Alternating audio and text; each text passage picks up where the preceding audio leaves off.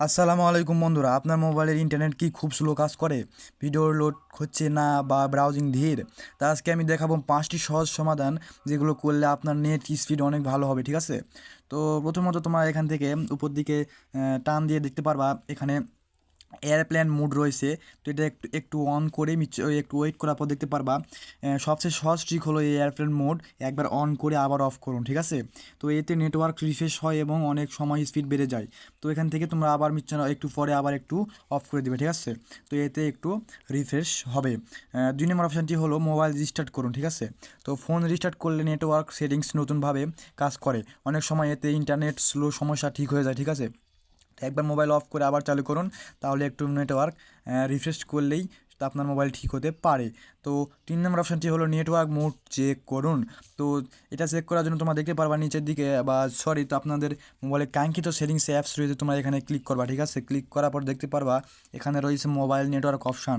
তোমরা এই অপশানে একটা ক্লিক করবা। ঠিক আছে, ক্লিক করার পর দেখতে পারবা এখানে রয়েছে দুটা সিম তো আর স্লোট। তো আমি এখান থেকে একটা সিম স্লোট সিলেক্ট করলাম। তো করার পর দেখতে পারবা নিচের দিকে একটু মাঝখানের দিকে দেখতে পারবা প্রেফার্ড নেটওয়ার্ক টাইপ। তোমার এই অপশানে ক্লিক করলে দেখতে পারবা এখানে অনেকগুলো এখানে শো করে। ঠিক আছে, সেটিংস থেকে মোবাইল নেটওয়ার্কে গিয়ে 4G বা 5G সেট আছে কিনা তা চেক করুন। ভুলে 2G বা 3G থাকলে ইন্টারনেট খুবই স্লো কাজ করবে। এতে নেটওয়ার্ক খুবই স্লো কাজ করে। এতে তোমার এখান থেকে 4G বা 3G বা 2G অটো তোমার ওই অপশানটিতে সিলেক্ট করবে। তো আমার এটা সিলেক্ট রয়েছে। তো 4 নম্বর অপশানটি হলো ক্যাচ ক্লিয়ার করুন। তো এটা ক্লিয়ার করার জন্য তোমরা দেখতে পারবা অনেক সময় ব্রাউজার বা অ্যাপের ক্যাচ জমে গেলে নেট স্লো লাগে। ঠিক আছে, তো ক্রোম বা অ্যাপের ক্যাচ ক্লিয়ার করুন। তো তোমরা কীভাবে ক্রোম বা অ্যাপসের কীভাবে ক্যাচ ক্লিয়ার করবে, তো দেখতে পারতো এখান থেকে অ্যাপসের যে ক্যাচ ক্লিয়ার করবে সেটাতে চাপ ধরে ধরে রেখে দেখতে পারবা অ্যাপ ইনফো। তোমার এই অপশানে এটা ক্লিক করবা। ঠিক আছে, ক্লিক করার পরে দেখতে পারবা নিচের দিকে একটু স্ক্রল ডাউন করার পর দেখতে পারবা এখান থেকে স্টোরেজ ইউজেস।